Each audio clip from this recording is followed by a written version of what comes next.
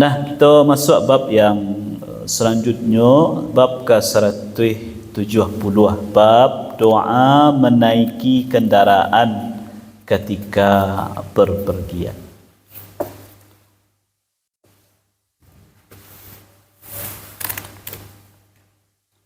Allah Subhanahu wa taala berfirman ya di dalam surat Az-Zukhruf ayat 12 sampai ayat 14 yang berbunyi, A'udzu billahi minasyaitonir rajim. Bismillahirrahmanirrahim. Walladzi khalaqal azwaja kullaha wa ja'ala lakum minal fulki wal an'ami ma tarkabun litastawu 'ala dhuhurihi thumma tadhkuru ni'mata rabbikum idza stawaitum 'alaihi wa taqulu subhanalladzi sakhkhara lana hadza wa ma kunna lahu muqrinin wa inna ila rabbina lamunqalibun.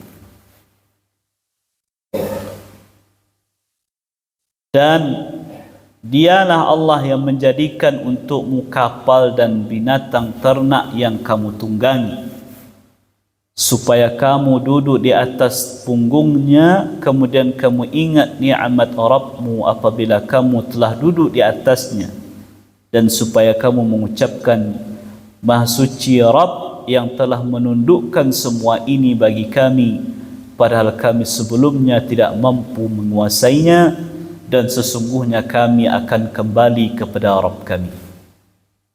Imam Taus berkata, merupakan hak setiap muslim jika ia menaiki tunggangan atau kapal untuk mengucapkan doa tersebut dan ingat kembali dirinya di penghujung umurnya ketika berada di keranda jenazah menuju Allah Subhanahu wa taala.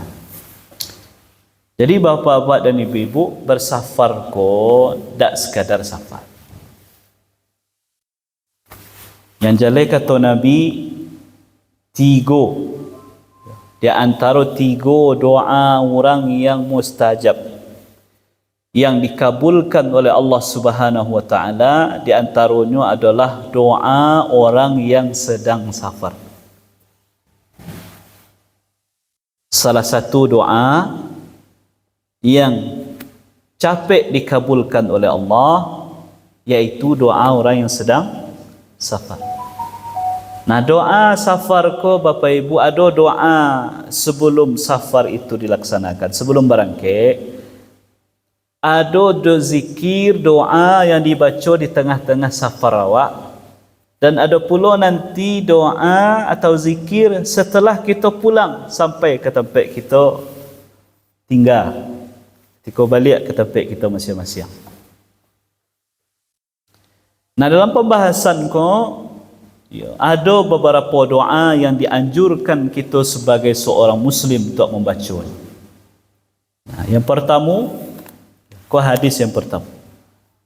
Wa an Ibnu Umar radhiyallahu anhuma anna Rasulullah sallallahu alaihi wasallam kana idza istawa ala ba'irihi kharijan ila safar kabara thalathan thumma qala subhanalladzi sakhkhara lana hadha wa ma kunna lahu muqrinin wa inna ila rabbina lamunqalibun.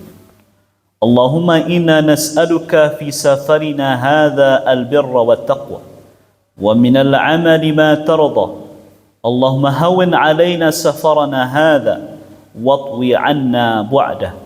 Allahumma anta as-sahibu fi as-safar wal khalifatu fil ahl. Allahumma inni a'udzu bika min wa'tha'i as-safar wa ka'abati al-manzar wa su'il munqalibi fil mal wal ahl. Wa idza raja'a qalahunna wa zada fihinna aibuna taibuna abidun li rabbina hamidun. Dari sahabat Abdullah bin Umar, semoga Allah meridai keduanya, apabila Rasulullah sallallahu alaihi wasallam berada di atas punggung untanya untuk keluar berpergian, Maka beliau sallallahu alaihi wasallam melantunkan takbir 3 kali. Allahu akbar, Allahu akbar, Allahu akbar. Kemudian membaca Subhanalladzi sakhkhara lana hadza wa ma kunna lahu muqrinin wa inna ila rabbina lamunqalibun. Maha suci Allah yang menundukkan kenderaan ini bagi kami padahal kami sebelumnya tidak mampu menguasainya dan sesungguhnya kami akan kembali kepadanya. Ya Allah, sesungguhnya kami memohon kepadamu kebaikan dan takwa dalam safar kami ini, juga amal perbuatan yang engkau ridai. Ya Allah, mudahkanlah perjalanan kami dan jadikan perjalanan yang jauh seolah-olah dekat. Ya Allah, engkaulah kawan dalam perjalanan, pengganti dalam keluarga.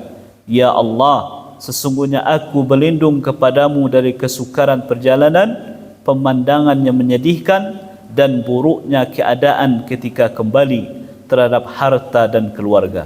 Dan apabila kembali, beliau mengucapkan kalimat-kalimat tersebut dan menambahkan dengan ucapan, kami telah kembali dengan bertaubat, senantiasa beribadah serta mengucapkan pujian-pujian kepada Rabb kami. Bapak-bapak dan ibu-ibu, doa yang diajarkan yang pertama. Kita lanjut dulu yang kedua. Wa an Abdullah ibn Sarjis radhiyallahu anhu qala kana Rasulullah sallallahu alaihi wasallam idza safar yata'awwadhu min wa'tha'i as-safar wa ka'abati al-munqalab wal hawri ba'da al-kawn wa da'wati al-mazlum wa su'il manzar fil ahli wal mal. Dari Abdullah bin Sarjis, semoga Allah meridainya, dia berkata, apabila Rasulullah sallallahu alaihi wasallam melakukan suatu perjalanan, beliau memohon perlindungan kepada Allah dari kesukaran dalam perjalanan, dari kesedihan pada waktu kembali, kekurangan setelah berkecukupan, doa orang yang teraniaya, serta buruknya pandangan dalam keluarga dan harta. Hadis yang terakhir, wa an Ali bin Rabi'ah qala syahidtu Ali bin Abi Talib radhiyallahu anhu utiya bidabatin yarkabaha falamma wada'a rijlahu fi ar-rikab qala bismillah falamma istawa ala dhahriha qala alhamdulillah thumma qala subhanalladzi sakhkhara lana hadha wa ma kunna lahu muqrinin wa inna ila rabbina lamunqalibun. Thumma qala alhamdulillah 3 marrat. Thumma qala Allahu akbar 3 marrat. Thumma qala subhanaka inni zalamtu nafsi faghfir li fa innahu la yaghfiru dhunuba illa anta. Thumma dhahik. Faqila ya amiral mu'minin min ayyi shay'in dhahikta? Qala ra'aytu an-nabiyya sallallahu alaihi wasallam fa'ala kama fa'altu thumma dhahik. فقلت يا رسول الله من أي شيء ضحكت قال إن ربك يعجب من عبده إذا قال اغفر لي ذنوبي يعلم أنه لا يغفر ذنوب غيري. رواه أبو داود والترمذي وقال حديث حسن وفي بعض النسخ حسن صحيح وهذا لفظ أبي داود.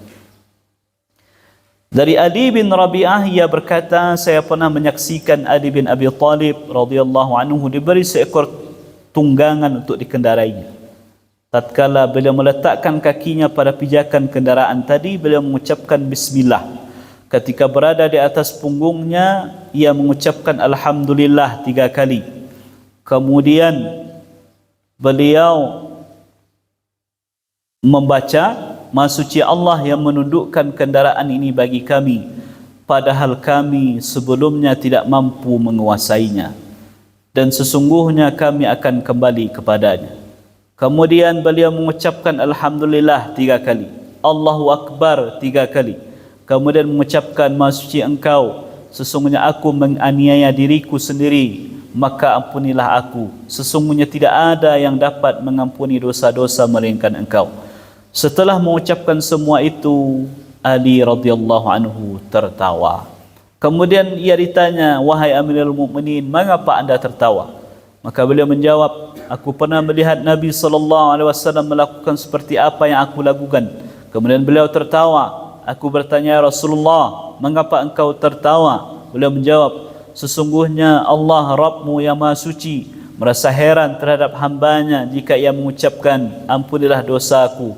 Ia mengetahui bahawa tidak ada yang menguasai, yang kuasa mengampuni dosa selain diriku, kata Allah. Nah, bapak-bapak dan ibu-ibu, ko doa-doa safar sebaiknya dihafalkan, ya. Terutama doa yang ada di hadis yang awal, yang pertama, ya. Bunyinya subhanalladzi, ya, Allahu akbar, Allahu akbar, Allahu akbar. Coba takbir 3 kali. Kemudian subhanalladzi sakhkhara lana hadza wa ma kunna lahu muqrinin wa inna ila rabbina lamunqalib. Paling tidak sampai itu. Subhanalladzi sakhkhara lana hadza wa ma kunna lahu muqrinin wa inna ila rabbina lamunqalib. Maha suci Allah yang telah menundukkan kendaraan ini untuk kami, yang mana sebelumnya kami tidak mampu menundukkannya atau menguasai. Jadi amannya kita berkendaraan, Bapak Ibu, karena Allah menundukkan kendaraan itu untuk awak, tanda kutip menundukkannya, membuat kita aman di atasnya. Apakah itu kendaraan berupa binatang atau berupa kendaraan-kendaraan bermesin yang kita kenal kini. Wa inna ila rabbina lamunqalibun. Kemudian kami akan kembali kepada Allah. Kalimat ko menunjukkan peringatan untuk diri sendiri ketika seseorang mengingik-ingikkan dirinya akan kembali kepada Allah, akan dimintai pertanggungjawaban setiap amalan yang dilakukan, makanya akan menjaga dirinya jangan sampai dalam safar melakukan hal-hal yang dilarang oleh Allah. Karena safar ko salah satu hal yang menguji keimanan. Bisa rusak ibadah selama ko, ketaatan selama ko, dek gara-gara pai jalan-jalan dalam sehari. Iya nak? Yang selama ko awak menjaga ibadah segala macam bisa rusak dek gara-gara pai jalan-jalan sehari. Nah, jadi seolah-olah dalam safar itu membebaskan diri sebebas-bebasnya dan dianggap yang sebelumku membelenggu dirinya. Kau namanya safar berjalan-jalan yang kebablasan. Nah, orang yang tahu dan meyakini ini akan kembali kepada Allah, ini akan jaga dirinya. Nyo boleh saja menikmati pemandangan, menikmati permainan yang ada ketikanya safar boleh, tapi tetap dengan menjaga aturan-aturan syariat yang Allah tetapkan untuk diri. Jadi diingatkan diri kita taruh itu Bapak Ibu. Kemudian Allahumma inna nas'aluka fi safarina hadzal birra wa taqwa. Ya Allah, kami memohon kepadamu di dalam safar kami ini kebaikan dan ketakwaan. Wa minal amali ma tarda, amalan yang engkau ridhai. Berdoa ke Allah walaupun sedang safar, kebaikan diminta, ketakwaan diminta, ditolong untuk melakukan amal yang diridhai oleh Allah. Allahumma hawwin alaina safarana hadza, ya Allah, mudahkanlah perjalanan kami. Diminta dimudahkan, dijauhkan dari kesusahan. Watwi anna bu'adah, Jadikan perjalanan yang jauh terasa seolah-olah dekat. Nyo jauh lah, tapi seolah-olah terasa dekat. Awak tak merasa susah, awak tak merasa barik, kita menikmati perjalanan itu sehingga terasa mudah perjalanan tadi kerana dimudahkan oleh Allah. Allahumma anta sahibu fi safar, ya Allah, engkaulah kawan perjalanan. Maksudnya Bapak Ibu, maksudnya adalah ya Allah, engkaulah yang menjadi penolong kami dalam perjalanan. Wal khalifatu fil ahl, dan engkaulah pengganti dalam keluarga. Artinya awak bersafar meninggalkan isteri, meninggalkan suami, meninggalkan anak, meninggalkan cucu, meninggalkan keluarga. Siapa yang akan menjaganya? Ya, Allah yang menjaga dengan cara-cara Allah. Jadi seolah-olah Bapak Ibu, Allah kita titipkan keluarga kita itu kasih. Tak hanya kepada orang keluarga yang tinggal, tidak kepada Allah dan Zuhah. Allah nanti yang mengatur cara kita atau keluarga yang tinggalkan nanti dijaga. Allahumma inni a'udhu bika min wa'thai safar. Ya Allah, sesungguhnya aku berlindung kepadamu dari kesukaran perjalanan. Wa su'il munqalab wa ka'abatil manzar, berlindung kepadamu dari pemandangan yang menyedihkan. Wa su'il munqalabi fil mali wal ahl, kemudian berlindung kepadamu dari buruknya keadaan, baik itu terhadap harta dan keluarga. Ada yang diminta, ada yang dimintai perlindungan kepada Allah Subhanahu wa taala.